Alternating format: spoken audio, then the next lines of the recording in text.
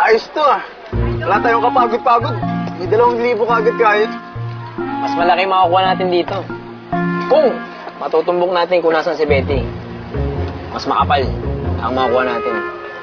Magkano kaya yung pamasahe papuntang Tate? Huwag ka muna mangarap dyan. Umaksyon ka muna. Ang misyon natin, hanapin si Betty. Operation Betty! Hindi tayo titigil hanggang hindi natin nakikita. Sa ngalan ng pera. Sa ngalan ng pera. Huwag ka masyadong magkikilos. Medyo sariwa pa ang sugat mo. Oo nga, medyo makirot pa eh. Salamat ah. Bakit? Ikaw nga. Ano? Ikaw nga. Ikaw yung hinahanap ng lalaki ng isang gabi.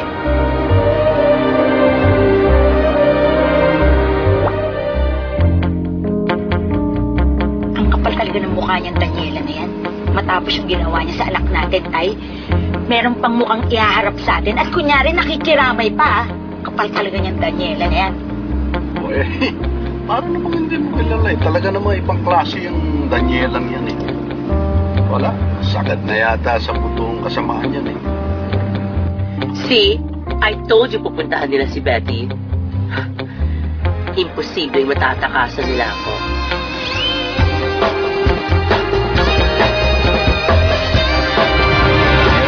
Dito na Beatrice Pengson.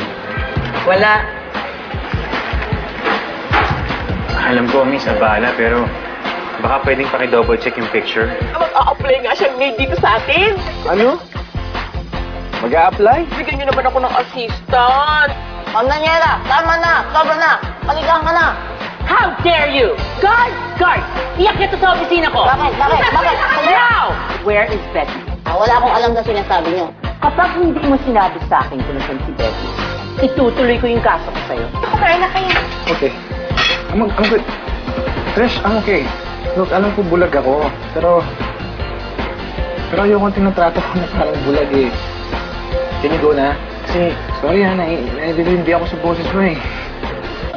Nice si Dave. Pare, nanay mo. Junior